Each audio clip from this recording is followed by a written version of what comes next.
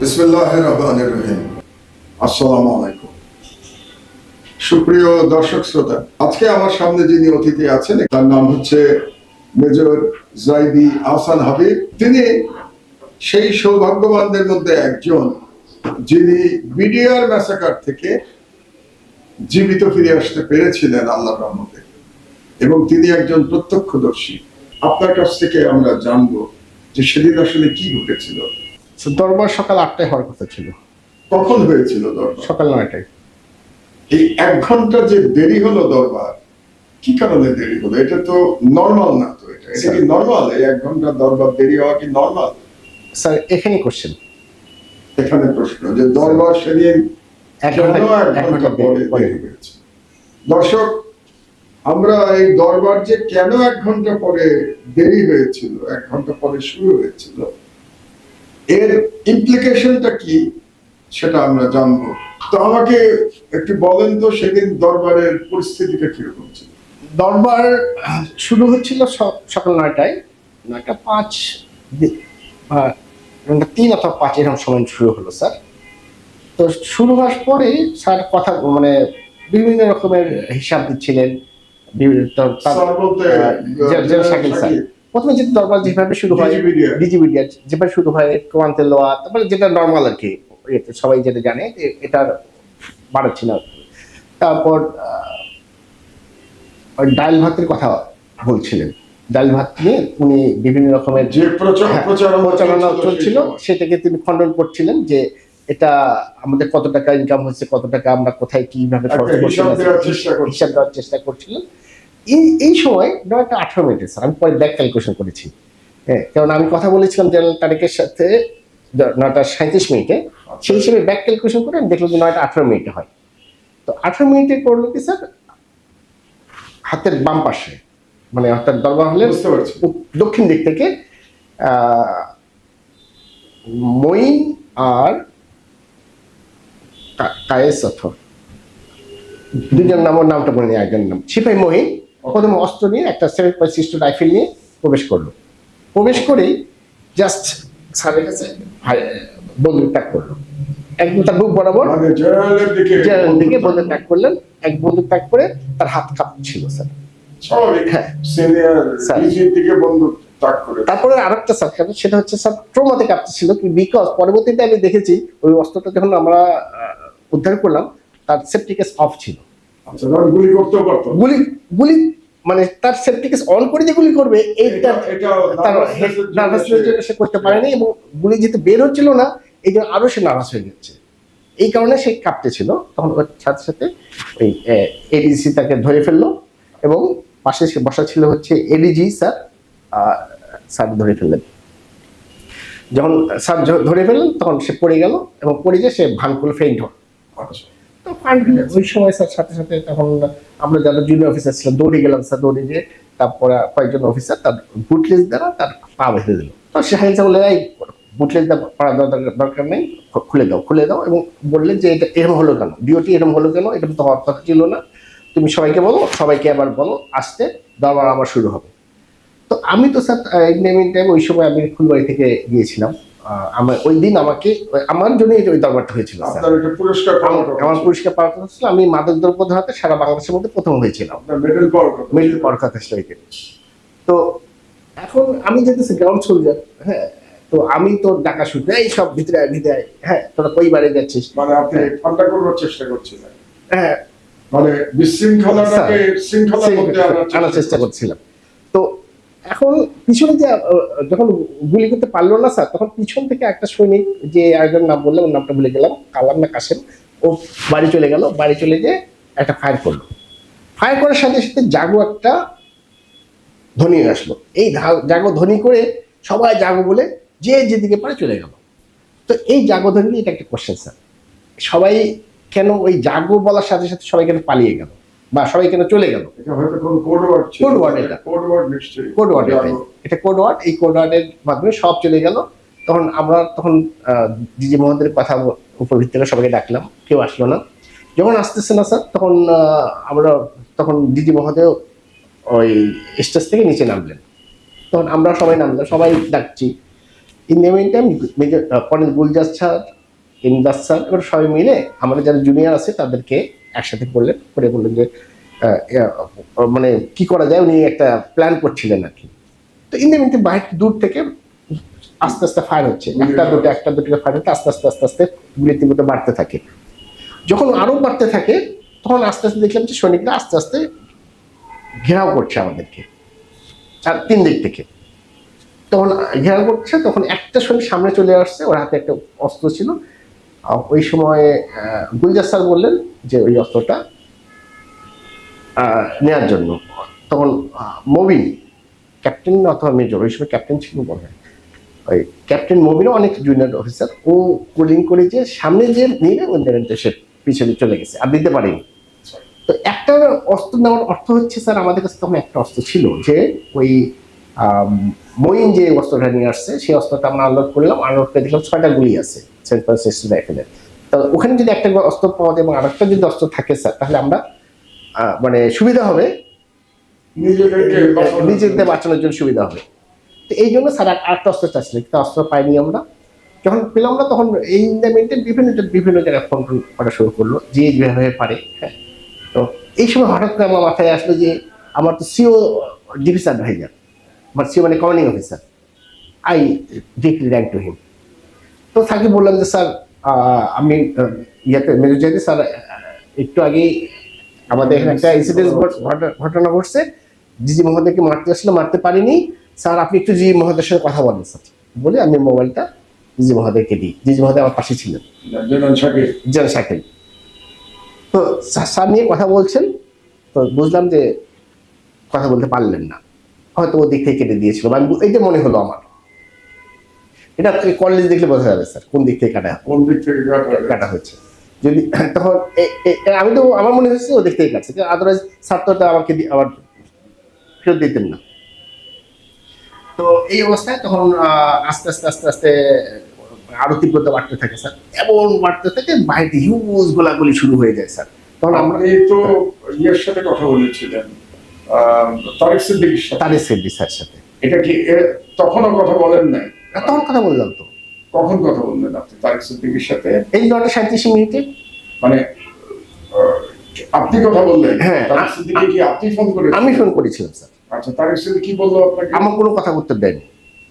আপনি বলেছিলেন? আমি বলেছিলাম, আমি বলে আমি মোবাইলটা যারা তারেক শাকিল আহমেদ সিদ্দিক স্যারকে দিয়েছি, শাকিলকে দিয়েছিলাম, যাতে তারেক সিদ্দিকের সাথে 1-to-1 হয়ে যায়। কি কথা হয়েছে আপনি জানেন না? উনি কেটে দিয়েছে স্যার, কথাই বলেনি। কে? তারেক সিদ্দিকী। দর্শক, আপনারা বুঝতে পারছেন যে এমন একটা অবস্থা যেখানে বিশৃঙ্খলা শুরু হয়ে গেছে, গোলাগুলি শুরু হয়ে গেছে, সেখানে মেজর জাহিদি ফোন করলেন ফ্যাসিস্ট প্রধানমন্ত্রী শেখ হাসিনার নিরাপত্তা উপদেষ্টা জেনারেল তারেক সিদ্দিকীকে। এত বড় একটা ঘটনার মধ্যে তারেক সিদ্দিকী কথা না বলে ফোন কেটে দিলেন। এমনকি জেনারেল শাকিলকে যখন ফোনটা দেওয়া হলো তখনও তারেক সিদ্দিকী তার সাথে কোনো কথা বলেন নাই। এখান থেকেই আমরা আমার দেশের পক্ষ থেকে যে ইনভেস্টিগেশন করছি এবং এটা চলমান আছে, আমরা বিডিআর এর প্রকৃত ইতিহাস জানবার চেষ্টা করছি। আচ্ছা, তারপরে আমাকে বলেন, আপনি জেনারেল শাকিলের সাথে তো শেখ হাসিনার কথা হয়েছিল, সেই কথা বলার সময় তো আপনি তো জানেন এটা কি হয়েছিল ঘটনাটা, শেখ হাসিনার সাথে কেমন করে কথা হলো, আপনি কিভাবে এটার মধ্যে জড়িত হলেন? আমরা তো স্যার এই কথা বলার কথা বলা যখন হলো না স্যার, তখন আস্তে আস্তে যখন হিউজ কথা বলা হলো না মানে সিপাহীদের সাথে কথা বলা হলো না? সিপাহীদের স্যার যেন তারেক সিদ্দিকীর সাথে কথা বলা হলো, তখন সিপাহীরা তখন আরো মানে চারদিক থেকে ঘিরে ধরছিল এবং হিউজ ফায়ার করছিল। তখন এই ফায়ারের তীব্রতা এত বাড়ছিল, কিন্তু ফায়ারিং তো আপনাদের দিকে করে, আমাদের তারা সব ব্ল্যাঙ্ক ফায়ার করছে। তখন আমরা আস্তে আস্তে স্যার, এবং কে ফায়ার করছিল এটা তো আপনারা জানেন না, আপনারা তো শুধু আওয়াজ শুনছিলাম। সেটাই বুঝতে হবে যে ফায়ারিংটা বাইরে থেকে আপনারা দরবার ভিতরে। জি, যখন হিউজ ফায়ার শুরু হয়ে গেল তখন আর থাকা যাচ্ছিল না স্যার ভিতরে। তখন আপনারা সিদ্ধান্ত নিলেন যে আস্তে আস্তে সাথে কথা বলতে হবে। না, আস্তে আস্তে ব্যাক করতে লাগলাম স্যার। আচ্ছা, ব্যাক করে আস্তে আস্তে আমরা স্টেজে উঠে গেলাম। আচ্ছা, স্টেজে দরবার হলে স্টেজে উঠে গেলাম। দরবার হলে স্টেজে উঠে গেলাম। ও, এই একটা আমি এর আগে কথা বলতে ভুলে গেছি স্যার, যখন যারা শাকিল স্যার যখন সবাইকে ডাকলেন আসতে বললেন ভিতরে, তখন শুনিকটা যখন আসলো না, in the mean time DOT sir colonel Zakir sir phone করলেন যে officers of Dhaka sector and all officers and sector commander go to your respective battalion and tackle your troops. ওকে, তখন ওই সময় কিছু কিছু অফিসার চলে চলে গেছে। গেছে। তো and বাকি অফিসার আমরা যারা আছি তারা আস্তে আস্তে আস্তে আস্তে স্টেজে উঠে স্টেজে উঠে গেলেন আপনারা। স্টেজের দক্ষিণ সাইডে স্যার আমরা জুনিয়র অফিসার কয়েকজন, আমি Mobin, lady officer Roksana madam, তারপর ইসমত আরা ম্যাডাম, পরবর্তী ব্রিগেডিয়ার হয়েছেন, তো ওই অনেক সব যত অফিসার আছেন জুনিয়র অফিসাররা তখন, আর লেডি অফিসার এবং পেশিমন, আমরা দক্ষিণ দিকে থাকলাম, আর উত্তর দিকে ডিজি মহোদয়, সেক্টর কমান্ডাররা এবং সিনিয়র অফিসাররা ছিলেন। তারপরে শেখ হাসিনার সাথে কথা হলো কখন? স্যার তারপর ইন দ্য মিন টাইম হঠাৎ করে আমাকে একটা ফোন আসে। এই ফোনটা করে হচ্ছে মেজর মঈন মেজর মঈন 22 লক্ষ করেছে আপনাকে? আমাকে। মেজর মঈন কে? মেজর মঈন স্যার আমার 3 বার সিনিয়র ছিলেন। ওনার সাথে আমার একটা ভালো সম্পর্ক ছিল, হচ্ছে আমি যখন লাইব্রেরিতে ছিলাম তখন উনি একটা অ্যাক্সিডেন্ট করেছিলেন। আচ্ছা, ওই অ্যাক্সিডেন্টে আমি সাহায্য করেছিলাম, তারপর থেকে তার একটা কৃতজ্ঞতা বোধ ছিল আমার প্রতি, এবং আমার নাম্বার আমার সাথে ভালো উনি তো এসে বোধহয় চাকরি ছেড়ে দিয়েছে। এসে চাকরি ছেড়ে দিয়েছিলেন স্যার। তাহলে উনি তখন ফোন করলেন, উনি কোথায় ছিলেন? উনি তখন তো আর্মিতে নাই তো? না, তখন আর্মিতে নেই, উনি তখন রিটায়ার্ড অবস্থায়, উনি তদানীন্তন প্রধানমন্ত্রী ওনার হাউস গার্ডের কোন একটা দায়িত্বে ছিলেন। এটাও একটা আশ্চর্য ব্যাপার দর্শক, যে আমরা জানি যে একজন প্রধানমন্ত্রীর সুরক্ষা দেওয়ার জন্য এসএসএফ আছে, পুলিশের সুরক্ষা আছে, সেগুলোর বাইরে আবার উনি রিটায়ার্ড অফিসারদের এমপ্লয়মেন্ট করতেন এবং আরো কারা তাকে সিকিউরিটি দিত, এটা নিয়ে অনেক রহস্য আছে। অনেকে বাংলাদেশে বিশ্বাস করেন যে ভারতীয় নিরাপত্তা বাহিনীও তাকে নাকি বাংলাদেশিদের পোশাকে শেখ হাসিনাকে নিরাপত্তা দিত। তো এই মঈনের কথা আপনি শুনলেন, আর্মি অফিসার ছিলেন, রিটায়ার্ড ছিলেন, কিন্তু রিটায়ার্ড করবার পরেও তাকে শেখ হাসিনা বিশেষভাবে তার বাড়ি পাহারা দেওয়ার জন্য তাকে রেখেছিলেন। তো মঈন কি বললো আপনাকে? তো মঈন স্যার আমাকে ফোন করে বললেন যে যদি তুই মানে আমাকে তুই বলে দেখেন, হ্যাঁ আমরা আর্মিতে অনেকের সময় যত স্যার, তো তুই যে তারেক স্যারের সাথে কথা বলছিস, এখন তুই এখন অবস্থা কিরকম? আমি স্যার অলরেডি, তার মানে হচ্ছে এটা যে জেনারেল তারেকের সাথে আপনার কথা হওয়ার পরে মঈন আপনাকে ফোন করছে, এবং জেনারেল তারেক তো তখন জেনারেল শাকিলের সাথে কথা না বলেই ফোন কেটে দিয়েছিলেন, তাই না? তারপরে মঈন আপনাকে ফোন করে বলছে এখন কি অবস্থা। তখন আমি অবস্থা বললাম স্যার অবস্থা খুবই খারাপ। হ্যাঁ, তখন উনি বললেন তুই এক কাজ কর, তুই মোবাইলটা নিয়ে যে শাকিলকে দে। আপা, তখন উনি বললেন আপা, আমাদের প্রধানমন্ত্রী মানে শেখ হাসিনা শাকিলের সাথে কথা বলবেন। তখন আমি স্যার উত্তর দিক থেকে দক্ষিণ দিকে চলে যাই, ফোন নিয়ে ওই অবস্থায় ফোন নিয়ে চলে যাই। যেই দেখি যে শাকিল স্যার অলরেডি মানে তদানীন্তন মাননীয় প্রধানমন্ত্রীর সাথে কথা বলছেন। তো মাননীয় বললাম এই কারণে যেহেতু প্রধানমন্ত্রী, চেয়ারটাকে সম্মান দেখাচ্ছেন, কারণ ব্যক্তি হিসেবে সম্মান দেখানোর কোনো সুযোগ নাই, কারণ আমরা জানি শেখ হাসিনা একজন ভয়ঙ্কর খুনি ছিলেন। তো তাকে মাননীয় বলার কোনো কারণ নাই, কিন্তু জাইদি সাহেব আর্মির লোক, ডিসিপ্লিন রাখেন, সেই জন্যই হয়তো চেয়ারের প্রতি সম্মানে তিনি মাননীয় বলছেন। তো তিনি তখন অলরেডি কথা বলছেন শেখ হাসিনা, আর in the mean time Sheikh হাসিনাকে জানিয়েছেন যে সিচুয়েশন তার মানে শেখ হাসিনা, তারেক সিদ্দিকী সবাই জানতেন যে বিডিআর এর ভিতরে পরিস্থিতি কি, এবং তখন সকাল 9:30, তাই তো বললেন আপনি? তখন 9:37 9:35 থেকে 10:30 তখনও হত্যাকাণ্ড শুরু হয় নাই। তখন শেখ হাসিনা জানেন ভিতরে কি হচ্ছে, তখন তারেক সিদ্দিকী জানে যে ভিতরে কি হচ্ছে। তারপরেও তারেক সিদ্দিকী এবং শেখ হাসিনা, জেনারেল শাকিল এবং অন্যান্য সেনা কর্মকর্তাদের রক্ষা করার ব্যাপারে কোন রকম পদক্ষেপ গ্রহণ করে নাই। এটাই হচ্ছে ইতিহাস, এটাই সত্য আমরা জানতে পারছি আজকে মেজর জাইদির কাছ থেকে।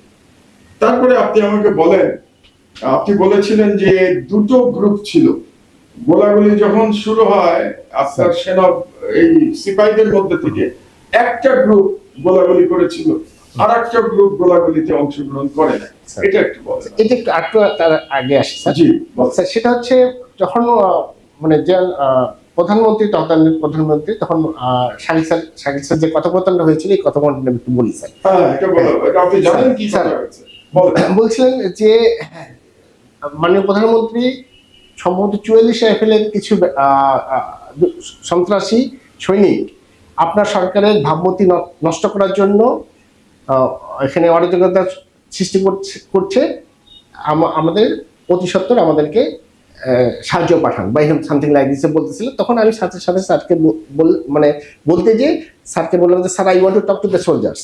তো আপনি বললেন হ্যাঁ আমি সৈন্যদের সাথে কথা বলতে।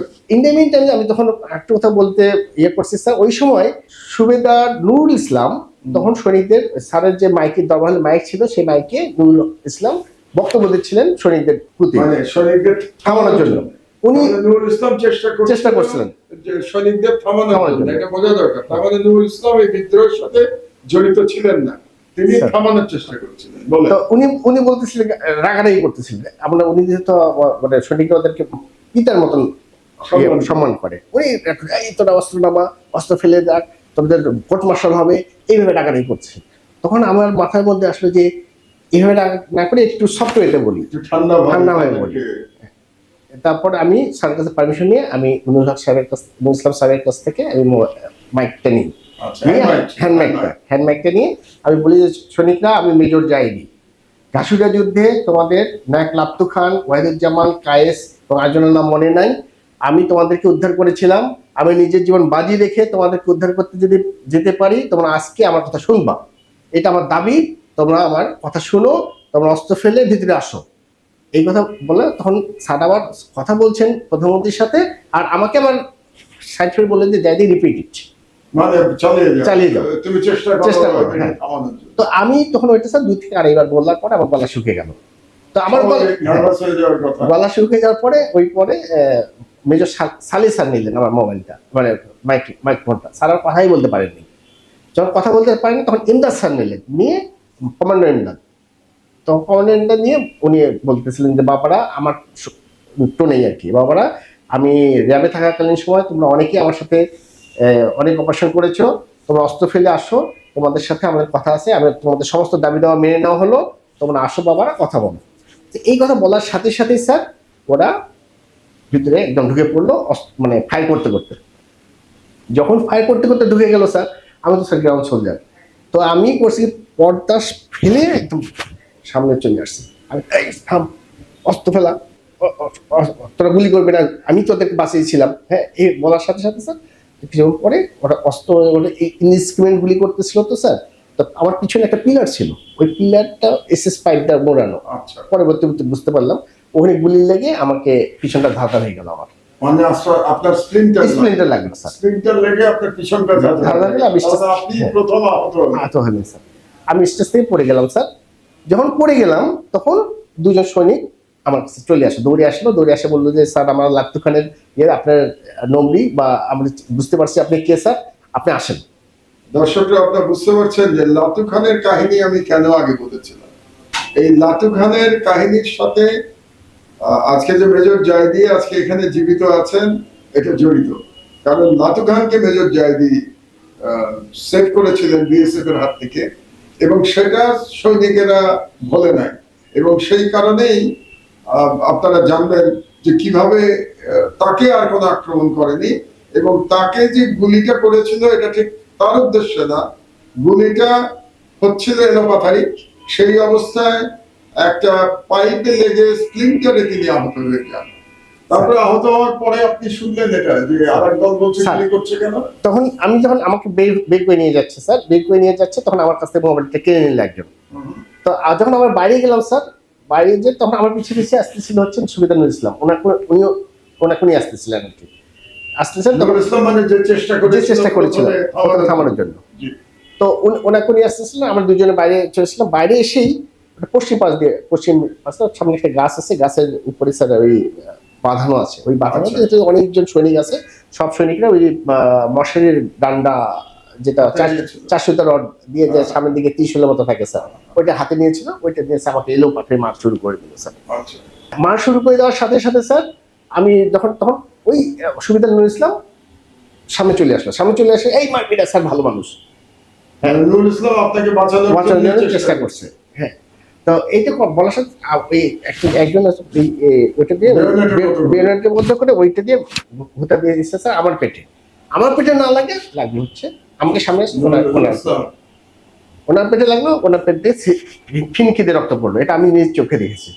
নুরুল ইসলাম কি বেঁচে আছে? না, মারা গেছে, শহীদ হয়েছেন স্যার। আল্লাহ তাকে বেশ নসিব শহীদ করুন। হয়েছেন স্যার। যে আপনাকে বাঁচানোর জন্য স্যার। শেষ মুহূর্ত পর্যন্ত চেষ্টা না, করেছেন। উনি ওইটাতে মারা যায়নি, পরবর্তীতে ওনাকে মেরে ফেলা হয়েছে স্যার, মেরে ফেলেছে। কিন্তু উনি চেষ্টা করছেন স্যার। সাধ্যমতো চেষ্টা করছে স্যার। অফিসারদের বাঁচানোর জন্য। তারপর ওই পড়ে গেল স্যার। তো এখন আমাকে তখন বললো কি ওই সৈনিক দুটো এবং আরেকটা সৈনিক নাম হচ্ছে মুরাদ, ও পরবর্তীতে ওকে আমি আইডেন্টিফাই করতে পারছি, সে এখনো জেলে আছে। মুরাদ এবং আরেকজন সৈনিক দুজন মিলে আমাকে টেনে এসে মাঝখানে নিয়ে গেল এবং আমার স্টারটা খুলে ফেললো, মানে স্টার বলতেছি আমার যে অফিসারদের শাপলাটা খুলে ফেললো। শাপলাটা খুলে ফেলার সাথে সাথে তখন আমার মাথার মধ্যে আসলো this is the collision between officers and soldiers. তার আগে আমার মাথার মধ্যে আসেনি স্যার। তো এই অবস্থায় তখন আপনি যেটা বললেন স্যার যে এক গ্রুপ আর দুই গ্রুপ, এটা আমার স্যার আমি স্যার পরবর্তীতে আমার পোস্টিং হয়েছিল RSUতে, রাইফেল সিকিউরিটি ইউনিটের ইস্টার্ন রেসপন্ডার হিসেবে, মানে সেকেন্ড ম্যান হিসেবে। তখন আমি ওই বিভিন্ন রকমের ওই স্টেটমেন্ট আমি দেখে পড়ছি, মানে মনে হয় মেজর জাহিদের স্টেটমেন্ট আমি এটা পেয়েছি যে প্রথম গুলিতে যিনি মারা যান তিনি হচ্ছেন কর্নেল কায়সার। উনি হচ্ছে ইঞ্জিনিয়ার্সের 8 লং কোর্সের অথবা 9 লং কোর্সের। ওনার গলায় গুলি লাগে, উনি গলার সময় উনি একটা শব্দ করে ওঠেন। ওই সময় একজন সৈনিক বলছে এই কে মারলো, এটা তো মারার কথা ছিল না। মারার কথা ছিল, হ্যাঁ। তার মানে সৈনিকদের মধ্যেই বলা হচ্ছে যে এটা তো মারার কথা ছিল না, কে মারলো? কে মারলো এটা? এটা খুব গুরুত্বপূর্ণ প্রশ্ন যে কে মারলো এটা, এই গুলি কে করলো মারবার জন্য। তো এটাতে আমরা স্যার একটা সিদ্ধান্ত, মানে আমি এটাতে স্যার আমি একটু রিসার্চ করছি স্যার। রিসার্চ করে আমি তখন মনে হয়েছে আমার ইয়ে হয়েছে যে এখানে দুটো গ্রুপ ছিল। প্রথম গ্রুপ যারা আসছে তারা অ্যাপ্রিহেন্ড করার জন্যই আসছিল, তারা মারার কোনো উদ্দেশ্য ছিল না হয়তো বা, আদারওয়াইজ আমাকে মেরে ফেলতো ওই জায়গায় আমাকে এবং ওই নুরুল ইসলাম সাহেবকে বের করে নিয়ে গেল। তাদের উদ্দেশ্য ছিল আমাদেরকে হয়তো হোস্টেজ করে রাখা। দ্বিতীয় গ্রুপ যারা আসছে, দ্বিতীয় গ্রুপের প্ল্যানটা প্রথম গ্রুপ জানতো না, আর জানলে ওই কথাটা বলতো না যে গুলি করলো কে। তার মানে যেটা মনে হচ্ছে যে আমরা তো জানি যে একটা অসন্তোষ ছিল বিডিআরের মধ্যে, এতে কোনো সন্দেহ নাই। আমরা যেন এই ভুল ধারণার মধ্যে না থাকি যে এটা খুব পিসফুল একটা সিচুয়েশনে ঘটনা ঘটে গেছে। ঘটনাতে একটা অসন্তোষ ছিল, সেই অসন্তোষকে ব্যবহার করেছে কোনো স্বার্থান্বেষী মহল। সেই স্বার্থান্বেষী মহল দেশি হতে পারে, বিদেশি হতে পারে, দেশি এবং বিদেশি মিলিয়ে হতে পারে। এই জন্য বলছি যে শেখ হাসিনা এবং তার নিরাপত্তা উপদেষ্টা মেজর জেনারেল তারেক সিদ্দিকী তারা সম্পূর্ণভাবে জানতেন যে ভিতরে কি হচ্ছে এবং অফিসারদের জীবন রিস্কের মধ্যে আছে, এটা জানা সত্ত্বেও তারা কোনো অ্যাকশন নেয় নাই। তারা সম্ভবত অপেক্ষা করছিলেন দ্বিতীয় গ্রুপ যাতে গুলি শুরু করে, সেই জন্যই বোধহয় শেখ হাসিনা এবং তারেক সিদ্দিকী অপেক্ষা করছিলেন। না হলে এক গ্রুপ সৈন্যরা বলতো না যে গুলি করার তো কথা ছিল না, দ্বিতীয় গ্রুপ এসে গুলি করেছে। এখন আমাদের জানতে হবে এই দ্বিতীয় গ্রুপের লোকেরা কারা ছিল। এরা কি আসলেই বিডিআর সোলজার ছিল নাকি এরা অন্য কেউ ছিল, এবং অন্য কেউ ছিল কিনা এই প্রসঙ্গে আমরা পরে আলোচনা করবো। আমরা জাইদির কাছ থেকে শুনতে পাবো যে আরো কিছু লোক সেদিন ভিতরে ঢুকেছিল, তারা কারা তার পরিচয় আজ পর্যন্ত উদ্ঘাটন করা হয়নি। আমরা আলোচনা এগোলে বুঝতে পারবো। তো আপনাকে ওখান থেকে ধরে তারপরে নিয়ে কোথায় নিয়ে গেল? স্যার আমাকে নিয়ে ওই ওটা অনেকটা চ্যাংদোলা বলে স্যার, আমি তো হাঁটতে পারছিলাম না। হ্যাঁ, চ্যাংদোলা করে নিয়ে গেল, নিয়ে যে বাসের মাঝখানে যখন গেল তখন আমার খুলে ফেলার পরে একজন বলতেছিল যে যে কালো পরে, হ্যাঁ ওর বসন্তের দাগ আছে স্যার, হ্যাঁ ও খুব শক্তিশালী। ও বলতেছিল যে আমাকে বলতেছিল যে স্যার আপনাকে এমন জায়গায় নিয়ে যাব আপনি বাঁচতে পারেন। আচ্ছা, এই কথা বলছিল। আরেকজন বলতেছিল যে স্যারকে আপনাকে আমরা কোয়ার্টারগার্ডে নিয়ে যাচ্ছি।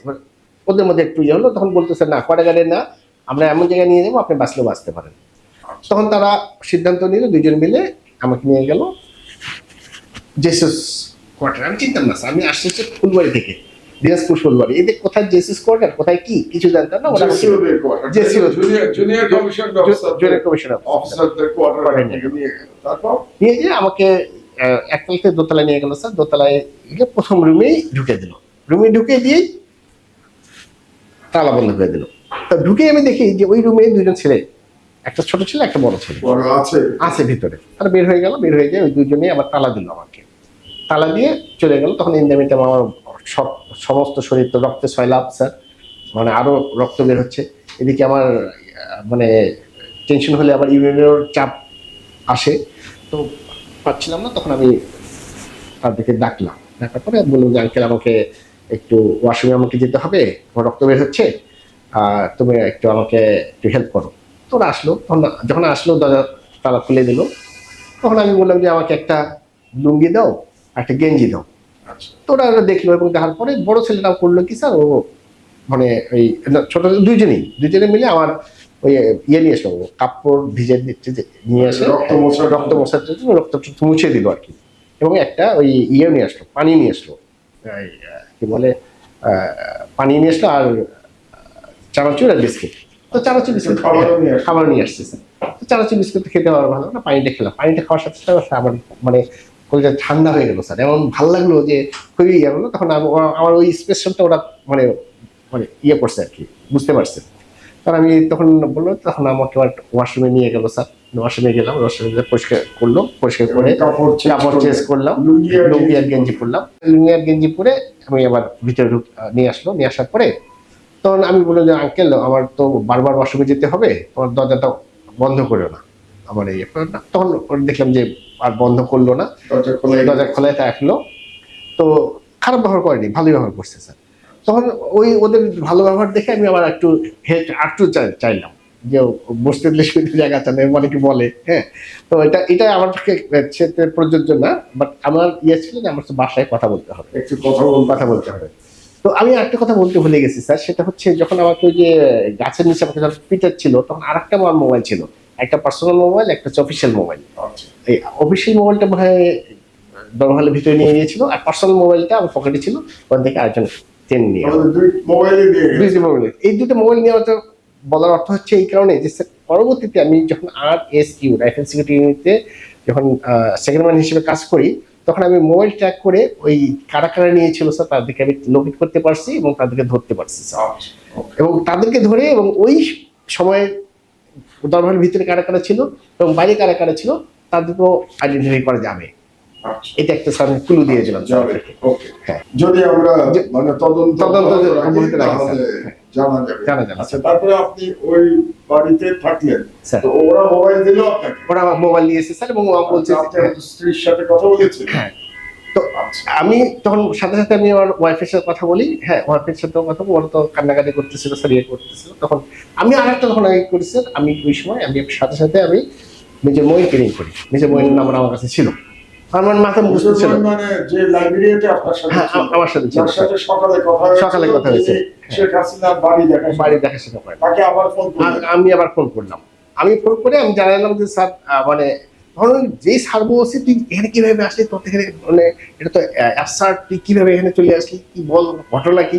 আমি ঘটনা পরে শুনিয়ে স্যার, আগে আপনি আমাকে মানে আমাকে এখান থেকে উদ্ধার করেন, আমি বাঁচানোর ব্যবস্থা করেন। আর ইয়েতে আর আমি তার আগে শুনে নিয়েছি এটা কার বাসা। তা আমি বললাম এটা হচ্ছে 24 রাইফেল ব্যাটালিয়নের গোফরানের বাসা, আমার সুবেদার গোফরান। সুবেদার বাড়িতে ছিলেন, ওই বাড়িটা ছিল সুবেদার গোফরানের। এই নামটাও মনে রাখা দরকার আমাদের, এরপরে আমরা আলোচনায় আসবো। তো আমি বললাম এটা 24 রাইফেল ব্যাটালিয়নের সুবেদার গোফরান সাহেবের বাসার লোকেশন দিলাম। আমি আমার ডানে আর্মিতে যেভাবে স্যার দিক নির্দেশনা আমাদের শেখানো হয় সবকিছু বলে দিলাম, লোকেশনটা আমি বলে দিলাম আমি।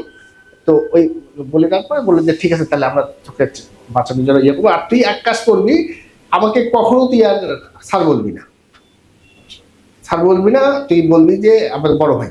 হ্যাঁ, বড় ভাই প্রধানমন্ত্রীর অফিসে চাকরি করেন, হ্যাঁ, বা PS এভাবে বলবি। তো আমি ঠিক আছে স্যার, আমি আবার স্যার বলতেছিস। তো এইভাবে বলতে বলতে তখন এই কথাটা আবার ওই সে বরুণ সেটা ক্যাচ করছে স্যার, ক্যাচ করতে পারছেন। তখন আমি বলতেছিলাম যে বলুন তুমি আমাকে একটু বলো এখানে মানে এটা কার বাসা, তখন বললো আমার গোফরানের বাসা বললো। গোফরানের সাথে তখন না, আপনার তখন দেখা বলা হয়নি? হয়নি। দেখা হয়নি। তখন আমি বললাম যে এখানে আমি এখানে আসছি, তোমরা এটা কার মানে তখন আমি এটা বারবার ভুলে যাচ্ছি স্যার, একটু এটা স্বাভাবিক, এটা অসুবিধা নাই, এটা স্বাভাবিক। আপনার ওই সব দিনের স্মৃতি বলা খুব কঠিন। অনেক আগের আমি কথা, স্যার। বুঝতে পারি আপনার মানসিক অবস্থা। আপনি ওই বাড়িতে আর কি পাহারা ছিল, মানে ওই বাড়িতে ওই হ্যাঁ। বরুণ তো একজন সিপাহী, তাই না? হ্যাঁ। যেহেতু সিপাহী ছিল, ওই বাড়ির সামনে বা নিচে, মানে আপনি তো দোতলায় ছিলেন, স্যার আমি তো তাহলে তো নিচের তলায় এবং সামনে কি অন্য? হ্যাঁ, এখন মনে আসতেছে স্যার। হ্যাঁ। তো এখন ওই বরুণকে আমি বললাম যে এটা কার বাসা, বরুণ বললে যে গোফরানের বাসা। তো বললো যে গোফরান সাহেবকে অলরেডি সংবাদ দেওয়া হয়েছে, উনি আসছেন, আপনি ওয়েট করেন। তো কিছুক্ষণ পরে দেখলাম যে গোফরান সাহেব ভন্ততন্ত করে আসলেন, ওই এসএমজি হ্যাঁ সহকারে, অনেক উঁচা লম্বা, অনেক আপনি তো খুব নার্ভাস হয়ে গেছেন। আমি তো nervous হয়ে গেছি, স্যার। হ্যাঁ। গোফরান কেমন ব্যবহার আপনার সাথে করবে আপনি তো জানতেন আমি না। জানতাম না স্যার। সেই। উনি এসেই রুম দিয়ে ভিতরে ঢুকতেছেন, তখন আমি করছি কি রুম থেকে খুলে ওনার পিছিয়ে পিছিয়ে গেলাম। আমাকে আবার বলুন, আমার বুদ্ধি শিখে দিলে যে ইনি গোফরান, ইনি আপনাকে বাঁচাতে পারেন, ইনি এখানকার অনেক কিছু সাথে ইয়ে আর কি, ইনি তার মানে ওই বিদ্রোহের সাথে গোফরানের একটা যোগাযোগ ছিল। ছিল। তো গোফরানের সাহেবের পিছিয়ে পিছিয়ে আমি গেলাম। যখন গোফরানের সাহেব আমরা জেসিদেরকে সাব বলি, স্যার না, সব হ্যাঁ, সাব বলে আমি সম্বোধন করার সাথে সাথেই উনি বললেন যে আপনি আবার এখানে আসছেন কেন, ভিতরে যান। হ্যাঁ, এত দূর যখন আসছেন বসেন, ভিতরে বসেন। হ্যাঁ, এই কে তালা খুলে দিচ্ছে, তালা লাগে না, তালা লাগিয়ে দেবে, তালা। আমি বললাম যে এটা কি হলো এটা। হ্যাঁ, আমি বলতে গেলাম আবার কি হয়ে গেল। হ্যাঁ, তো তালা লাগিয়ে দিল স্যার, আবার তালা লাগিয়ে দিয়ে গোফরান সাহেব উনি মানে দেখলাম যে ওনার ওয়াইফের সাথে আমার খুব বাকবিতণ্ডা হলো স্যার। ও তো স্ত্রী ছিল ওই স্ত্রী ছিল, বাড়ির। হ্যাঁ। আচ্ছা, তো আমি আরেকটা কথা বলতে ভুলেছি, অনেক কথা ভুলে যাই স্যার, 15 বছর আগে তো স্যার। আমি এটা একটা ট্রমাটিক Trauma, স্যার। একটা অভিজ্ঞতা, তো এটা বর্ণনা করা খুব কঠিন। তো আমি ঢোকার সাথে সাথেই আমি ওই বয়স্ক মহিলা একটা দেখতে পেয়েছি স্যার, ওনাকে প্রথমে সালাম দিয়েছিলাম। আমি সালাম ওই দিয়ে মহিলা কি গোফরানের wife? আচ্ছা, আচ্ছা। আমি সালাম দিয়েছিলাম, সালাম দিয়ে রুমের মধ্যে ঢুকলাম, ঢুকে আমি দুইটা ছেলেকে দেখতে পেয়েছিলাম। তো গোফরানের সাথে গোফরানের ওয়াইফের খুব বাকবিতণ্ডা হলো, হয়তো তার স্ত্রী এই রক্তপাত চান নাই, চাননি, এমনও হ্যাঁ, হতে পারে। বাকবিতণ্ডা হয়ে উনি চলে গেলেন গোফরান সাহেব। গোফরান সাহেব চলে গেলেন, তখন আমি আবার দেখলাম আমার ইউরিনের চাপ লাগতেছিল স্যার, আমার ট্রমাতে তো হয়ে যায় আমার, তখন আমার রক্ত বেরোচ্ছিল। আমি সংবাদ দিলাম, ওরা আবার আসলো, আসার পরে বললাম যে আবার আসি, আবার সেবা শুশ্রূষা করলো।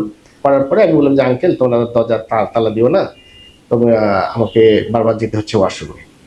তো উনি বলে যে, তখন বড় ছেলেটা আবার বললো যে ঠিক আছে আপনি একটু বাইরে আসেন। বাইরে এসে বললো যে আপনি পালানোর চেষ্টা করিয়েন না, আপনি একটু আসেন, বাইরে এসে দেখলো যে সামনে আমার গেটের সামনে 2 জন সৈনিক অস্ত্র সহ, নিচতলায় 2 জন সৈনিক অস্ত্র সহ, 4 জন অস্ত্র সহ আছে, তার মানে পালানো কোনোভাবে সম্ভব না। তো এই অবস্থায় আছে স্যার। কিছুক্ষণ পরে দেখি যে গোফরান আবার আসলো, আবার আসছে এসে ওনার ওয়াইফ আর ছোট ছেলেটাকে নিয়ে চলে গেল এবং ব্যাগ সহ আচ্ছা, চলে গেল, মানে তার ফ্যামিলি ফ্যামিলি চলে গেল। তখন আমি বড় ছেলেটিকে বললাম, আঙ্কেল তোমার আব্বু কই গেলেন? হ্যাঁ, তোমার আব্বু কোথায় গেলেন? মানে এখন ইয়ে বললে তখন হাসে বলে যে আপনি আমাকে আঙ্কেল বলতেছেন, আমি আসলে আপনার আঙ্কেল না, আপনার যে ওই গোফরান সাহেব ওনার স্ত্রী, ওনার ছেলে মেয়ে সহ সব চলে গেছেন, এটাকে আপনাকে আমি পাহারা দিচ্ছি, আমি হচ্ছে সিপাহী বরুণ, আমি যে সৈনিক। সিপাহী বরুণকে আপনি মনে করেছিলেন সেই গোফরানের ছেলে, আসলে সে সৈনিক ছিল, আরেকজন সৈনিক। তো আমি বললাম যে ঠিক আছে আঙ্কেল, আপনাকে যখন আমি আপনি আঙ্কেলই বলছি, আপনি বয়স কম, হ্যাঁ, আপনি আমার আঙ্কেলই। হ্যাঁ, তো একবার যখন আঙ্কেল বলছি, না স্যার আপনি ইয়ে করবেন না, আমি আপনি বুঝতে পারছি আপনি কি অবস্থা। আমার স্যার আমি মেট্রিক এসএসসিতে A+, এসএসসিতে A, আমার খুব ভালো রেজাল্ট ছিল, আমার ইচ্ছা ছিল আমি আর্মিতে যাব, কিন্তু আমি তো আর্মিতে যেতে পারিনি। আমি এখন এখানে আসছিলাম, এখানে এসে আমি যেহেতু ভালো ছাত্র, গোফরান সাহেবের ছেলেকে আমি প্রাইভেট পড়াতে আসছিলাম, এখনই প্রাইভেট পড়াচ্ছিলাম। আমি তখন প্রাইভেট পড়াচ্ছিলাম, আমি যদি আজকে তখন অফিস টাইম স্যার আমি সবসময় ওনার বাসায় আসি, আমার অফিস করতে হয় না, আমি প্রাইভেট পড়াই শুধু, এটাই আমার চাকরি। আমি বললাম ঠিক আছে তাহলে ইয়ে করো। তখন ও বললো যে স্যার আমি আর্মিতে, ঠিক আছে তাহলে তুমি একটা এর মধ্যে তুমি যেহেতু আর্মিতে আসতে চাও, তোমার রেজাল্ট হলো তোমায় আর্মিতে আসার জন্য যা যা চেষ্টা করার দরকার আমি করবো, প্রোভাইডেড দ্যাট তুমি আমাকে এখন যদি আর্মি আসে আমি তোমাকে সেভ করবো, আর যদি বিডিআর আসে তুমি আমাকে হেল্প করবা, আচ্ছা। আর তোর মোবাইলটা আমাকে দিয়ে দাও, আমি তোমার মোবাইলের সাথে আমি কথা বলি। তখন বললে ঠিক আছে স্যার নেন। এই অবস্থায় তখন ও বললো স্যার আমি বুঝতে পারছি স্যার আপনার লিঙ্ক কোথায়। হ্যাঁ, লিঙ্ক কোথায় মানে কি বলতো স্যার, প্রধানমন্ত্রী দপ্তরের সাথে আপনি কথা বললেন। আমি কি হ্যাঁ আমার কথা বললাম, উনি তো আমার বড় ভাই বললো, কারণ স্যার আপনার বড় ভাই, এইভাবে কথাটা তো হচ্ছিল আর কি। কথা হয়ে তার সাথে মোটামুটি আমার একটা আন্ডারস্ট্যান্ডিং, বন্ধুত্বপূর্ণ আন্ডারস্ট্যান্ডিং বা বন্ধুত্বপূর্ণ সম্পর্ক গড়ে উঠলো স্যার। তো এই অবস্থায় থাকতে থাকতে কিছুক্ষণ পরে হঠাৎ করে একজন জেসিও আসলেন, উনি মোটর আছে তিনি আসলেন, দৌড়ে আসলেন। আসার পরে উনি ওনার সাথে আমি এবার বরুণকে বললাম, বরুণ যে কথা স্যার ইনি একজন নেতা টাইপের লোক, তো আমি ঠিক আছে তুমি একটু ওনার সাথে একটু কথা বলো। বরুণ যে বললো যে না স্যার খুব ভালো লোক, এই সেই বলার পরে উনি আমার সাথে কথা বললেন।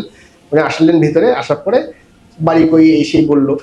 এখন মিলে গেল স্যার, ওনার বাড়ি যেখানে আমার শ্বশুরের বাড়ি ঠিক কাছাকাছি। সেই হিসেবেই উনি দেখি যে আসলো, আসার পরে বললো যে স্যার মানে স্যারে বললো ভালো কথা বললো, যে তখন উনি এক কথায় দুই কথা বললো, যে বলে উঠলো যে স্যার সে হচ্ছে এখানকার আরপি জেসিও, নাম হচ্ছে নায়ব সুবেদার কাদের। তো কাদের, তো উনি আরপি জেসিও, এবং উনি বললো যে স্যার এখানে আপনি এই ঘটনাটা এতদূর ঘটতো না যদি স্যার এখানে ওই কোয়ার্টার গার্ডের মতন করে পাহারা দেওয়া হতো। আমি কোয়ার্টার গার্ডে তো পাহারা দেওয়া হতো, আপনি তো আপনার তো আছেন কেন? স্যার কোয়ার্টার গার্ডে এখানে অফিসার পাহারা দেয়, এখন পাহারা দিচ্ছিল। দর্শক এটা খুব গুরুত্বপূর্ণ। এখন যে কথাটা জায়দি বলছে যে নায়েব সুবেদার কাদের বলেছিল যে কোয়ার্টার গার্ডের মতো যদি পাহারা দেওয়া হতো তাহলে হয়তো সেদিনের ঘটনা ঘটতো না। এখন কোয়ার্টার গার্ডের পাহারাটা কি জিনিস সেটা আমাদের আজকে জায়দি এখন বলবেন, ব্যাখ্যা করবেন, এবং কোয়ার্টার গার্ড পাহারা না দেওয়ার কারণে কি হয়েছিল সেদিন সেটাও জায়দি আমাদেরকে বলবেন। কোয়ার্টার গার্ডে হচ্ছে স্যার সাধারণত অফিসাররা কোয়ার্টার গার্ড করে না, গার্ড দেয় না। এখানে কোয়ার্টার গার্ডে হাবিলদার পর্যন্ত স্যার দেওয়া হয়, অফিসারদের কাছে চাবি থাকে, অফিসারের কাছে চাবি জমা দেওয়া হয়। তো এখন এখানে হচ্ছে স্যার বিডিআরের এই সময়, ওই সময় একজন মেজর র্যাঙ্কের একজন অফিসারকে ওখানে রাখা হয়েছিল স্যার কোয়ার্টার গার্ডে গার্ড দেওয়ার জন্য। একজন মেজর দায়িত্বে ছিলেন কোয়ার্টার গার্ড দেওয়ার জন্য, মেজর রিয়াজ নাম ছিল, মেজর রিয়াজের দায়িত্ব ছিল স্যার। তো এখন ওই জেসিও বলতেছিল যে এইরকম একজন মেজর যদি গেটে যদি পাহাড় থাকতো বা গেটে যদি থাকতো এই সময়ের জন্য, তাহলে হয়তো একটা পিক আপে করে কিছু সৈন্য আসছে বা কিছু লোক আসছে ড্রেস পরা বা ড্রেস ছাড়া এবং অস্ত্র হাতে আসছে, যারা হয়তো ঢুকতে পারতো না বা ঢুকতে দিত না, যেহেতু উনি একজন জেসি, উনি ওইটাকে স্টপ করতে পারেনি। এটা সব থেকে গুরুত্বপূর্ণ ক্লু। আমরা অনেকগুলো ক্লু এর মধ্যে পেয়েছি যে কোয়ার্টার গার্ডে একজন অফিসারের থাকার কথা ছিল, মেজরের থাকার কথা ছিল, তিনি ছিলেন না যে কোনো কারণে। না থাকার কারণে বিডিআর এর একটা দরজা, মেইন গেট খুলে দেওয়া সম্ভব হয়েছিল যেহেতু কোয়ার্টার গার্ড ছিলেন না, এবং সেই পিক আপে করে সশস্ত্র সামরিক পোশাক পরিহিত এবং সামরিক পোশাক ছাড়া ব্যক্তিবর্গ প্রবেশ করেছিলেন, যাদের প্রবেশ করার কথা ছিল না বিডিআর। এবং এই গ্রুপটা কারা তাদেরকে আজ পর্যন্ত এটা জানা যায় না যে এই গ্রুপটা কারা। এখন দুটো ক্লু যদি আমরা মিলাই, যে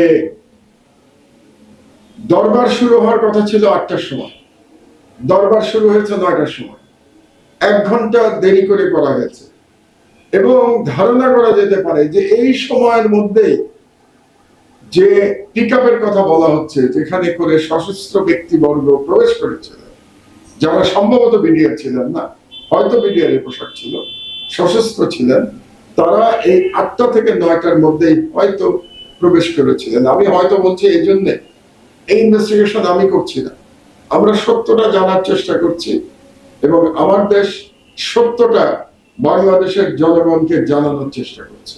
এটা ইনভেস্টিগেশনের দায়িত্ব সরকারের, আগের সরকার ইচ্ছাকৃতভাবে করে নাই, বর্তমান সরকার একটা কমিটি করেছেন, তারা কতদূর কি করবেন আমরা এখন পর্যন্ত জানি না, আমরা অপেক্ষা করে যাচ্ছি।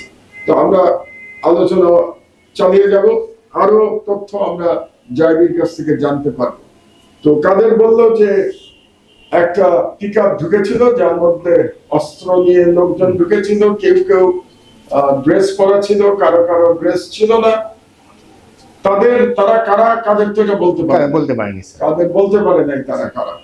তো তারপরে তাদের চিনে না, সে বলতেছে তারা সৈনিক না। তো কাদের একজন সিনিয়র, মানে সিপাহীদের মধ্যে সে একজন সিনিয়র জেসিও, সেই জেসিও বলছে যে এদেরকে কাদের চেনে না, অর্থাৎ এরা বিডিআর এর সৈনিক ছিল না, জোর করে ঢুকেছে এবং তারা জোর করে বা ষড়যন্ত্রের পার্ট হিসেবে কাদের কথা মতে। আর একটা লিঙ্ক হচ্ছে যে একদল সৈনিক বলেছিল যে গুলি করার তো কথা ছিল না, আর একদল ফায়ার ওপেন করেছিল। এইসব ঘটনার মধ্যেই আসলে লুকিয়ে আছে যে রহস্য, যে কি ঘটেছিল বিডিআর ওই দিন। এবং ভুলে গেলে চলবে না, বারে বারে আমাদের মনে রাখতে হবে, শেখ হাসিনা সব জানতেন, জেনারেল তারেক সিদ্দিকী সব জানতেন, কিন্তু তারা বিডিআর এর অফিসারদের বাঁচানোর জন্য কোনো পদক্ষেপ গ্রহণ করেন নাই। তারপরে কাদের কি হলো, তারপর এই অবস্থায় তো হঠাৎ করে আমার কাছে আবার একটা ফোন আসলো স্যার। এটা মেজর মইন আমাকে রিং করলেন।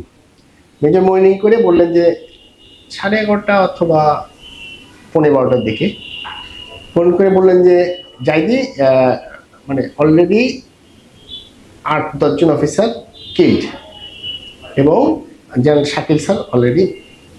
মানে আপনাকে, আপনি তো জানেন না, আপনি দেখেন নাই, আপনি তো বন্দী। হ্যাঁ, আপনাকে প্রধানমন্ত্রী কার্যালয় থেকে জানানো হচ্ছে যে জেনারেল শাকিল নিহত এবং আরো 8-10 জন অফিসারকে হত্যা করা হয়েছে দুপুর 12টার আগে।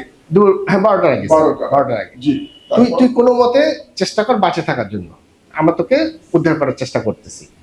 তো এই অবস্থায়, এবং তুই আর একটা কাজ কর, সেটা হচ্ছে প্রধানমন্ত্রী ওই বিডিআর সাথে সমস্ত যোগাযোগ তার বন্ধ হয়ে গেছে, তার আর কোনো যোগাযোগ নাই।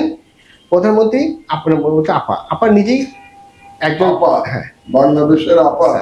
তো আপা নিজে একজন, তুই একজন যে কোনো একজন নেতা টাইপের কাউকে একটু সিলেক্ট কর, হ্যাঁ, বা কারোর সাথে একটু কথা বলে দেওয়ার চেষ্টা যদি করতে পারিস তো কর, আপা নিজেই কথা বলবেন এই সিচুয়েশনটাকে শান্ত করার জন্য। বা এই আমি ভাবলাম যে এটা একটা আমার একটা, যদি আমি করে দিতে পারি মিডিওকার হিসেবে থাকবো, তো এবং লেট মি ট্রাই। তখন আমি বরুণকে জিজ্ঞাসা বললাম যে বরুণ, এই কথাটা বললাম, বরুণ আমার বড় ভাই, মানে তুমি যেটা বলছো সে এই কথাটা বললো, তুমি একটু আমাকে হেল্প করতে পারবে কিনা। ও তখন বললো যে ওই আপনার সামনে যে আছে, হ্যাঁ মানে রুমে যে আছে না, কাদের, ওনাকে আপনি বলেন না কেন স্যার, ওনার সাথে কথা বলে দেন, উনি তো একজন নেতা টাইপের। তখন আমি কাদের সাহেবকে বলি যে কাদের সাহেব একটু এই ঘটনাটা বললো। ঘটনা বলার সাথে সাথে, স্যার আমি এর মধ্যে নাই, স্যার আমি এর মধ্যে নেই, আমি এখানে আসি নাই স্যার, আপনি আমাকে দেখেন নাই স্যার, বলে সে পালে চলে গেল। মানে কাদের রাজি হলো না। যখন রাজি হলো না, তখন আমার মাথার মধ্যে বারবারই হচ্ছে যে লেট মি ট্রাই একটা, মানে যাই ইয়ে বলছে, একটা যদি কোনোভাবে যদি নেগোসিয়েশন বা যাই একটা সেতু বন্ধন করে দেওয়া যায়, তাহলে হয়তো মাঝখানে থাকবো, হয়তো বাঁচতে পারবো। বা এইটাও আমার মনের মধ্যে আসতেছে, আবার একটা মনের মধ্যে আসতেছে যে একটু দেখি চেষ্টা করি, যেহেতু আমি সৈনিক, দেখি চেষ্টা করি। তো আমি তখন আমার মাথার মধ্যে আসলো, তখন আমি আমার বরুণকে বললাম, বরুণ তুমি এক কাজ করো, তুমি গফর সাহেবকে একটু ফোন করো। হ্যাঁ, তো গফর সাহেবকে ফোন করো। আবার বরুণও বললো যে স্যার চলে গেল, তাহলে গফর সাহেবকে দেখি, ফোন করে দেখি। দুইজন যুক্তি করে গফর সাহেবকে আবার ফোন করলো বরুণ। তো বরুণ ছেলেরা ভালো, বরুণ ছেলেরা তো এই হত্যার সাথে জড়িত না। বরুণের সাথে কয়েকদিন আগে স্যার সে আমার এত বছর পরে আমার সাথে যোগাযোগ করছে। হ্যাঁ, বাইরে আছে, তাদের চাকরি চলে গেছে স্যার, জেলও হয়েছিল, হ্যাঁ, অন্য কারণে এখন ভালো আছে। তারপর তো বরুণ আমাকে ফোন করলো, ফোন করে না, বরুণ গোফানকে ফোন করলো, গোফান চলে আসলো। ইন দ্য মিনটাইম বরুণ আবার করলো কি, ফ্রিজ থেকে খাবার টাবার নিয়ে এসে দুপুরবেলা সবকিছু রেডি করলো স্যার, গোফানের জন্য খাবার রেডি করলো। আমি ঠিক আছে, গুড, হ্যাঁ তুমি যত শান্ত করা যায় তত ভালো। হ্যাঁ, তো উনি আসলো, উনি আসার পরে বরুণ আমার শিখিয়ে দিল, স্যার খুব সাবধানে ওনার সাথে কথা বলবেন, ওনাকে খেপানো যাবে না। হ্যাঁ, উনি কিন্তু পারলে আপনাকে, উনি পারবেন আপনাকে বাঁচিয়ে মানে আল্লাহ তো বাঁচাবে স্যার। উনি বললো যে উনি পারবেন আপনাকে বাঁচাতে, অথবা উনি আপনাকে মেরে ফেলবেন এটা। তো আমি বললাম তুমি তাহলে একটু চেষ্টা করো। বললো স্যার আমি তো চেষ্টা করবোই স্যার, বাট আপনাকে একটু হেল্প করতে। আমি তো হেল্প করবো, আমি তো নিজে বাঁচার জন্য কি না করবো, আমি সবই করবো আমি, হ্যাঁ, মানে নিজের সম্মান হানি না করে। হ্যাঁ স্যার সিপাহী ছিল স্যার, ও চাকরি হতে 1 বছর বা 1.5 বছরের ছিল ওই সময়। তো গোফরানকে ফোন করা হলো স্যার, গোফরান সাহেব চলে আসলেন। চলে আসার পরে উনি খেতে দিল বলুন, তখন আমি আস্তে করে পাশে গেলাম স্যার। পাশে গিয়ে গোফরান সাহেবকে বললাম যে স্যার আমি বরুণের কাছ থেকে মোবাইল নিয়ে, বরুণ আপনার সৈনিক, আমি পরে শুনতে পেরেছি। তো বরুণের কাছ থেকে মোবাইল নিয়ে আমি, আমার বড় ভাই আছেন প্রধানমন্ত্রীর পিএস, ওনার সাথে কথা বলছি, প্রধানমন্ত্রী একটু আপনার সাথে কথা বলবেন।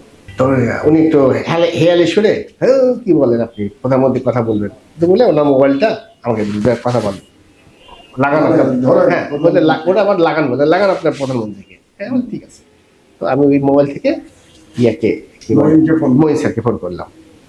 তো মঈন স্যার ফোন করার সাথে সাথে মঈন স্যার আবার এই মোবাইলটা দিল হচ্ছে যে তারেক আহমেদ সিদ্দিককে, আবার দিল। মঈন স্যার যখন তারেক সিদ্দিক স্যারকে দিলেন, আবার আমি আমার মোবাইলটা করলাম কি গোফরকে দিলাম। এখন দুজনের মধ্যে কনভারসেশন শুরু হয়ে গেল স্যার। এটা কনভারসেশনটা হচ্ছে স্যার টোটাল 11 মিনিট। আচ্ছা, এই কনভারসেশনে স্যার ক্র্যাশটা আমি বলি, এক সাইডটা শোনা যাচ্ছে, আমি একসাথে শুনছি। তখন বাটন মোবাইল স্যার, বাটন মোবাইলে তো অনেক কিছু স্যার ইয়ে ছিল না তখন, তো এই অ্যান্ড্রয়েড মোবাইল ছিল না তখন। তো বলুন প্রথমেই গোফরান সাহেব বলতেছেন যে আপনি মন্ত্রী হন, ও আমিও বলছিলাম যে মন্ত্রী মহোদয়ের কথা বলবেন, ওরা অ্যাডভাইজার হয়তো না বুঝতে পারে। তা আমি বলছিলাম আপনি মন্ত্রী হন না যাই হন, হ্যাঁ আপনি আর ভিতরে আর্মি পাঠাবেন না, আর্মি যে অপারেশন করবেন না। যদি আর্মি দিয়ে অপারেশন করেন তাহলে আমরা 309টা, এই মুহূর্তে 309টা বিওপি থেকে বিদ্রোহের আগুন জ্বলে উঠবে। হ্যাঁ 309টা বিওপি জ্বলে উঠবে, এবং আমরা দলে উপদলে বিভক্ত হয়ে গুলশান, বনানী, বাড়িধারায় সব জ্বালিয়ে তছনছ করে দেবো। হ্যাঁ এভাবে জোরে জোরে হুমকি দিচ্ছে। আর আস্তে আস্তে হুমকিটা ফ্রিকুয়েন্সিটা কমতে থাকলো স্যার, কমতে কমতে কিন্তু পরের দিকে দেখেছি আস্তে আস্তে ইয়ে হয়ে গেল, ঠান্ডা হয়ে গেল। ঠান্ডা হয়ে তখন বুঝলাম যে উনি ম্যানেজ করছেন আর কি, বা উনি এটাকে শান্ত করছেন। তো শান্ত হয়ে গেল। এই প্রথম 11 মিনিট কথা বলার পরে উনি মোবাইলটা আবার অফ করলেন, অফ করে আমাকে প্রথম স্যার বললেন। স্যার বলে গোফরান আমাকে স্যার বলে আমাকে বললো যে স্যার আমি ইয়ে করছি, আপনি এখানে থাকেন স্যার, কোনো সমস্যা নেই, আমি যতটুকু পারি আপনাকে হেল্প করবো স্যার। কিভাবে হেল্প করতে হবে, যত অফিসার থেকে যে ছিল যেভাবে বলে তার চেয়ে বেশি ভাবে আমাকে সম্মান, আদর, যত্ন যতটুকু পারা দরকার তার চেয়ে বেশি করতেছে শুরু করলো স্যার। তো এই অবস্থায় তখন উনি বললেন যে, আমি বললেন কি কথা হলো বলেন একটু। উনি বললেন যে স্যার আমরা এখন ওই পাশে যে রাফেল স্কোয়ার, ওখানে ওই প্রধানমন্ত্রী দপ্তর থেকে লোকজন আসবে, আমি এখানে আমাদের লোকজনকে নিয়ে যাচ্ছি স্যার, ওখানে একটা বৈঠক হবে, বৈঠক হওয়ার পরে মানে বৈঠক হবে বা কি হবে না হবে ওই তারপরে দেখা যাক কি হয় স্যার। হ্যাঁ একটা দুপুর হয়ে গেছে না, দুপুর পারে 12টা, ওই যে 12টার সময়, 12টা মনে করেন 12:30 হবে এরকম দিকে, 12:30 1টার দিকে, হ্যাঁ এরকম হবে স্যার। আপনি সব মিলে দেখেন স্যার, আমি অর্থাৎ ওই সময় তো মোবাইল ছিল না, হ্যাঁ আমিও ইয়ে করতেছি। তো দুপুরবেলা খেতে আসছে উনি, দ্যাট মিনস দুপুরে খাবার আর কি। তো এই অবস্থায় ইয়ে করার পর তখন আমাকে খুব ভালোভাবে করে বরুণকে আবার বললো যে একটু ইয়ে করিস, স্যার খেয়েছে কি না এই সেই। হ্যাঁ তো এই বলে টলে মানে জেসিওকে যেভাবে সম্মান করে সেভাবে আমার করলো কি, টয়লেটটা পরিষ্কার করে দিল স্যার যাওয়ার আগে। উনি টয়লেট পরিষ্কার করে তারপর জিলে জীবিত আছে স্যার। তাদের গোফরান তো খুব গুরুত্বপূর্ণ সাক্ষী। হ্যাঁ মানে যদি আমরা জানতে চাই যে কি ঘটনা ঘটেছে, তো গোফরানের কাছ থেকে জানা সম্ভব যদি সরকার জানতে চায়। তারপর এই অবস্থায় উনিও আমাকে ওই অবস্থায় দেখে আমাকে খুব মানে সম্মান টম্মান করে উনি চলে গেলেন আর কি স্যার। চলে গেলেন তখন আমরা ভাবলাম যে আমার মনের মধ্যে একটা ইয়ে আসলো যে হয়তো বাঁচতে পারবো, হ্যাঁ হয়তো বাঁচতে পারবো, বা একটা নেগোসিয়েশন যদি শুরু হয়ে যায়, হ্যাঁ নাথিং লাইক ইট, হ্যাঁ এর চেয়ে ভালো আর উপায় ইয়ে হবে না আর কি। হ্যাঁ যা মানে ওই পরিস্থিতিতে ওই পরিস্থিতিতে থেকে আর ভালো এর চেয়ে ভালো কিছু পরিস্থিতি আর সম্ভব না বা হওয়ার এটি হতে পারে। কিন্তু আপনাদের মনে হয়নি যে এতক্ষণে একটা মিলিটারি অপারেশন শুরু হয়ে যাওয়া উচিত ছিল? এত বড় একটা বিদ্রোহ আপনার মনে হয়নি স্যার, আপনাদের? না আমি তো স্যার অনেকবার আমি তো ইয়েকে বলছি, কি বলে মঈন স্যারকে বলছি, তারেককে বলছি, হ্যাঁ যে তারেককে বলছি যে স্যার এখানে আমি ওর ভিতর থেকে আমি কি করেছি, ভিতর থেকে আমি ওই এলএমজি ডিসপোজিশন কোথায় কোথায় এলএমজি ওরা ফিট করছে সব আমি লোকেট করছি। লোকেট করে মঈন স্যারকে বলছি যে স্যার অমুক জায়গায় এলএমজি আছে, অমুক জায়গায় অমুক ছাদের উপর এলএমজি, অমুক ছাদের উপর এলএমজি। আর পিছনে একটা এমজি পোস্ট করছে স্যার, যে এমজি পোস্ট করার কথা না। এমজি পোস্ট করে হচ্ছে মানে ফায়ার যেখানে ইউজ দিতে পারবে সেই জায়গায়, যেখানে একটা লাইন অফ সাইট খোলা থাকবে সেই জায়গায় ওরা করছে কি 2 বিল্ডিং এর মাঝখানে এমজি পোস্ট করছে। ওটা তো কোনো ইমপ্লিকেশন নাই। আমি ওটাও বলছি যে এমজি পোস্ট অমুক জায়গায়, হ্যাঁ সবকিছু ইয়ে করছি। তো লোকেট করে দিলাম। তো কিছুক্ষণ পরে দেখি স্যার হেলিকপ্টার আসলে, আমি বললাম যে স্যার এই যে বোম কোথায় কোথায় ফেলতে পারবেন, আমি লোকেট করে দিলাম। ওরা বোম না ফেলে হেলিকপ্টার দিয়ে ইচ্ছা করলে তখন হ্যাঁ, অপারেশন চালা যেত স্যার, একদম প্যারাট্রুপস নামতে পারতো। পিন পয়েন্ট এসে উপর থেকে ফায়ার করে ফেলে। কোন দিকে ফায়ার করতে? আমি তো লোকেশন বলে দিচ্ছি, লোকেশন এলএমজি লোকেশন হ্যাঁ, এমজি এমজি সব বলে দিলাম স্যার। তার মানে ওরা খুব সহজ ছিল সহজ ছিল স্যার, এয়ার থেকে এয়ার থেকে অপারেশন করা ছিল। কিন্তু তারা ওটা করেন নাই। না করে লিফলেট দিল স্যার, লিফলেট। আচ্ছা, তারা অপারেশনের পরিবর্তে তারা লিফলেট সরিয়ে দিল স্যার। এবং লিফলেট সরিয়ে দিল, তখন আবার এলএনজি থেকে আবার হেলিকপ্টার দিকে গুলিও করলো। হ্যাঁ, তো এগুলো আমি সব দেখতেছি স্যার। তো এগুলো দেখে আমার মাথার মধ্যে আমি কি হচ্ছে, কোনো কিছু হচ্ছে না। তারপর আমি বারবার বলতেছি যে আমাকে এখান থেকে নিয়ে যান, তারাও কোনো এটাতে কোনো সাড়া দিচ্ছে না। হ্যাঁ, তখন আমি আস্তে আস্তে কোনো মোটামুটি হোপে ছেড়ে দিলাম যে হয়তো ইয়ে হবে না, আশা নাই ভরসা নাই, কি হবে না হবে। তো in the mean time sir হঠাৎ করে গোপাল চলে যাওয়ার পরে একটি একটা মেয়ে আমার রুমে চলে আসলো স্যার। মেয়ে কোথা থেকে আসলো? হ্যাঁ, এটা ঘটনা আছে স্যার। আচ্ছা, তো নাম হচ্ছে তার লুনা। Luna sir. কোথেকে আসলো এই লুনা? স্যার তো সেদিকে হন্তদন্ত করে ঢুকে, হ্যাঁ কান্নাকাটি করতেছে, ফোন করতেছে। এটা সব থেকে গুরুত্বপূর্ণ ক্লু। আমরা অনেকগুলো ক্লু এর মধ্যে পেয়েছি যে কোয়ার্টার গার্ডে একজন অফিসারের থাকার কথা ছিল, মেজরের থাকার কথা ছিল, তিনি ছিলেন না যে কোনো কারণে। না থাকার কারণে বিডিআর এর একটা দরজা, মেইন গেট খুলে দেওয়া সম্ভব হয়েছিল যেহেতু কোয়ার্টার গার্ড ছিলেন না। এবং সেই পিক আপে করে সশস্ত্র সামরিক পোশাক পরিহিত এবং সামরিক পোশাক ছাড়া ব্যক্তিবর্গ প্রবেশ করেছিলেন, যাদের প্রবেশ করার কথা ছিল না বিডিআর। এবং এই গ্রুপটা কারা তাদেরকে আজ পর্যন্ত এটা জানা যায় না, যে এই গ্রুপটা কারা। এখন দুটো ক্লু যদি আমরা মিলাই, যে দরবার শুরু হওয়ার কথা ছিল 8টার সময়, দরবার শুরু হয়েছে 9টার সময়, 1 ঘন্টা দেরি করে করা হয়েছে। এবং ধারণা করা যেতে পারে যে এই সময়ের মধ্যে যে পিক আপের কথা বলা হচ্ছে, যেখানে করে সশস্ত্র ব্যক্তিবর্গ প্রবেশ করেছিলেন, যারা সম্ভবত বিডিআর ছিলেন না, হয়তো বিডিআর এর পোশাক ছিল, সশস্ত্র ছিলেন, তারা এই 8টা থেকে 9টার মধ্যেই হয়তো প্রবেশ করেছিলেন। আমি হয়তো বলছি এই জন্যে এই ইনভেস্টিগেশন আমি করছি না, আমরা সত্যটা জানার চেষ্টা করছি এবং আমার দেশ সত্যটা বাংলাদেশের জনগণকে জানানোর চেষ্টা করছে। এটা ইনভেস্টিগেশনের দায়িত্ব সরকারের। আগের সরকার ইচ্ছাকৃতভাবে করে নাই, বর্তমান সরকার একটা কমিটি করেছেন, তারা কতদূর কি করবেন আমরা এখন পর্যন্ত জানি না, আমরা অপেক্ষা করে যাচ্ছি।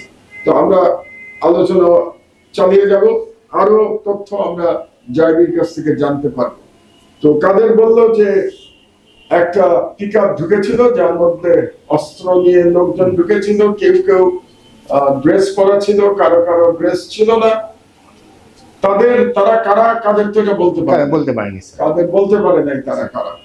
তো তারপরে তাদের চিনেন না, সে বলতেছে তারা সৈনিক না। তো তাদের একজন সিনিয়র, মানে সিপাহীদের মধ্যে সে একজন সিনিয়র জেসিও, সেই জেসিও বলছে যে এদেরকে কাদের চেনে না, অর্থাৎ এরা বিডিআর এর সৈনিক ছিল না, জোর করে ঢুকেছে। এবং তারা জোর করে বা ষড়যন্ত্রের পার্ট হিসেবে কাদের কথা মতে আর কি। আর একটা লিঙ্ক হচ্ছে যে একদল সৈনিক বলেছিল যে গুলি করার তো কথা ছিল না, আর একদল ফায়ার ওপেন করেছিল। এইসব ঘটনার মধ্যেই আসলে লুকিয়ে আছে যে রহস্য, যে কি ঘটেছিল বিডিআর ওই দিন। এবং ভুলে গেলে চলবে না, বারে বারে আমাদের মনে রাখতে হবে, শেখ হাসিনা সব জানতেন, জেনারেল তারেক সিদ্দিকী সব জানতেন, কিন্তু তারা বিডিআর এর অফিসারদের বাঁচানোর জন্য কোনো পদক্ষেপ গ্রহণ করেন নাই। তারপরে কাদের কি হলো? তারপর এই অবস্থায় তো হঠাৎ করে আমার কাছে আবার একটা ফোন আসলো স্যার। এটা মেজর মইন আমাকে রিং করলেন। মেজর মইন রিং করে বললেন যে 11:30 অথবা 12:15 দিকে ফোন করে বললেন যে জাইদি, মানে অলরেডি 8-10 জন অফিসার কিল্ড, এবং জেনারেল শাকিল স্যার অলরেডি। তার মানে আপনাকে, স্যার। আপনি তো জানেন না, আপনি স্যার। দেখেন নাই, আপনি তো স্যার। বন্দী। হ্যাঁ, আপনাকে প্রধানমন্ত্রী কার্যালয় থেকে জানানো হচ্ছে স্যার। যে জেনারেল শাকিল নিহত এবং আরো 8-10 জন অফিসারকে হত্যা হত্যা করা করা হয়েছে হয়েছে। হ্যাঁ, দুপুর 12টার আগে। 12টার আগে। 12টার আগে। জি, তুই কোনো মতে চেষ্টা কর বাঁচে থাকার জন্য, আমরা তোকে উদ্ধার করার চেষ্টা করতেছি। তো এই অবস্থায়, এবং তুই আর একটা কাজ কর, সেটা হচ্ছে প্রধানমন্ত্রী ওই বিডিআর এর সাথে সমস্ত যোগাযোগ তার বন্ধ হয়ে গেছে, তার আর কোনো যোগাযোগ নাই। প্রধানমন্ত্রী আপনার বলতে আপা নিজেই একজন। আপা, হ্যাঁ, বাংলাদেশের আপা। তো আপা নিজে একজন, তুই একজন যে কোনো একজন নেতা টাইপের কাউকে একটু সিলেক্ট কর, হ্যাঁ, বা কারোর সাথে একটু কথা বলে দেওয়ার চেষ্টা যদি করতে পারিস তো কর। আপা নিজেই কথা বলবেন এই শিশুটাকে শান্ত করার জন্য। বা এই আমি তো ভাবলাম যে এটা একটা আমার একটা, যদি আমি করে দিতে পারি মিডিওকার হিসেবে থাকবো। তো এবং লেট মি ট্রাই। তখন আমি বরুণকে জিজ্ঞাসা করি, বললাম যে বরুণ এই কথাটা বললাম, বরুণ আমার বড় ভাই, মানে তুমি যেটা এখন বলছো সে এই কথাটা বললো, তুমি একটু আমাকে হেল্প করতে পারবে কিনা? ও তখন বললো যে স্যার ওই আপনার সামনে যে আছে, হ্যাঁ উনি রুমে যে আছে, না কাদের, ওনাকে আপনি বলেন না কেন স্যার, ওনার সাথে কথা বলে দেন, উনি তো একটা নেতা টাইপের। তখন আমি কাদের সাহেবকে বলি যে কাদের সাহেব একটু এই ঘটনাটা বললো। ওটা বলার সাথে সাথে স্যার আমি এর মধ্যে নাই, স্যার আমি এর মধ্যে নেই, আমি এখানে আসি নাই স্যার, আপনি আমাকে দেখেন নাই স্যার বলে সে কলে চলে গেল। মানে কাদের রাজি হলো না। যখন রাজি হলো না তখন আমার মাথার মধ্যে বারবারই হচ্ছে যে লেট মি ট্রাই একটা, মানে যাই বলছে একটা, যদি কোনোভাবে যদি নেগোসিয়েশন বা যাই একটা সেতু বন্ধন করে দেওয়া যায় তাহলে হয়তো মাঝখানে আমি থাকবো, হয়তো বাঁচতে পারবো। বা এটাও আমি আমার মনের মধ্যে আসতেছে, আবার একটা মনের মধ্যে আসতেছে যে একটু দেখি চেষ্টা করি, যেহেতু আমি সৈনিক দেখি চেষ্টা করি। তো আমি তখন আমার মাথার মধ্যে আসলো, তখন আমি আমার বরুণকে বললাম, বরুণ তুমি এক কাজ করো, তুমি গফুর সাহেবকে একটু ফোন করো। হ্যাঁ, তো গফুর সাহেবকে ফোন করো। আবার বরুণও বললো যে স্যার চলে গেল, তাহলে গফুর সাহেবকে দেখি ফোন করে দেখি। দুইজন যুক্তি করে গফুর সাহেবকে আবার ফোন করলো বরুণ। তো বরুণ ছেলেটা ভালো, বরুণ ছেলেটা তো এই হত্যার সাথে জড়িত না। বরুণের সাথে কয়েকদিন আগে স্যার সে আমার এত বছর পরে আমার সাথে যোগাযোগ করছে। বাইরে আছে? হ্যাঁ, বাইরে আছে। তার চাকরি চলে গেছে স্যার, জেলও হয়েছিল, হ্যাঁ অন্য কারণে, এখন ভালো আছে। তারপর তো বরুণ আমাকে ফোন করলো, ফোন করে না বরুণ গোফানকে ফোন করলো, গোফান চলে আসলো। In the mean time Barun আবার করলো কি, ফ্রিজ থেকে খাবার টাবার নিয়ে এসে দুপুরবেলা সবকিছু রেডি করলো স্যার, গোফানের জন্য খাবার রেডি করলো। আমি ঠিক আছে গুড, হ্যাঁ তুমি যত শান্ত করা যায় তত ভালো। হ্যাঁ, তো উনি আসলো, উনি আসার পরে ও বললো আমার শিখিয়ে দিল স্যার খুব সাবধানে ওনার সাথে কথা বলবেন, ওনাকে খেপানো যাবে না। হ্যাঁ, উনি কিন্তু পারলে আপনাকে, উনি পারবেন আপনাকে বাঁচিয়ে মানে আল্লাহ তো বাঁচাবে স্যার। উনি বললো যে উনি পারবেন আপনাকে বাঁচাতে, অথবা উনি আপনাকে মেরে ফেলবেন এটা। তো আমি বললাম তুমি তাহলে একটু চেষ্টা করো। বললো স্যার আমি তো চেষ্টা করবোই স্যার, বাট আপনাকে একটু হেল্প করতে। আমি তো হেল্প করবো, আমি তো নিজে বাঁচার জন্য কি না করবো, আমি সবই করবো আমি। হ্যাঁ, মানে নিজের সম্মান হানি না করে। হ্যাঁ স্যার, সিপাহি ছিল স্যার, ও চাকরি হতে 1 বছর বা 1.5 বছরের ছিল ওই সময়। তো গোফানকে ফোন করা হলো স্যার, গোফান সাহেব চলে আসলেন। চলে আসার পরে উনি খেতে দিল বলুন, তখন আমি আস্তে করে পাশে গেলাম স্যার। পাশে গিয়ে গোফান সাহেবকে বললাম যে স্যার আমি বরুণের কাছ থেকে মোবাইল নিয়ে, বরুণ আপনার সৈনিক আমি পরে শুনতে পেরেছি, তো গভর্নরের কাছে মোবাইল নিয়ে আমি আমার বড় ভাই আছেন প্রধানমন্ত্রীর পিএস, ওনার সাথে কথা বলছি। প্রধানমন্ত্রী একটু আপনার সাথে কথা বলবেন। আমরা বিডিআর ম্যাসাকারের কাহিনী শুনছি, মর্মান্তিক কাহিনী এবং পাশবিক কাহিনী, এবং তার সঙ্গে রাষ্ট্রদ্রোহের কাহিনী আমরা শুনছি, যে কেমন করে তদানীন্তন সরকার প্রধান এবং তার কাছে সেনা অফিসার বলতে আমি জেনারেল তারেক সিদ্দিকীর কথা বলছি, জেনারেল মঈনের কথা বলছি, তারা কেমন করে এই বিডিআর হত্যাকাণ্ডে নীরবতার মাধ্যমে কিংবা সহায়তার মাধ্যমে সেদিন তারা বিডিআর এবং বাংলাদেশ সেনাবাহিনীকে ধ্বংস করেছিল, সেই ইতিহাস আমরা শুনছিলাম আজকে। তবে আজকের এই পর্বে আমরা এখানেই শেষ করতে চাই, কারণ আলোচনা বেশ দীর্ঘ হয়ে গেছে। তবে এখনো অনেক কিছু অজানা রয়ে গেছে, এখনো অনেক কিছু আপনাদের জানানো বাকি আছে, যেটা আমরা ইনশাল্লাহ আগামী পর্বে আপনাদেরকে জানাবো। ধন্যবাদ। আজকের মতো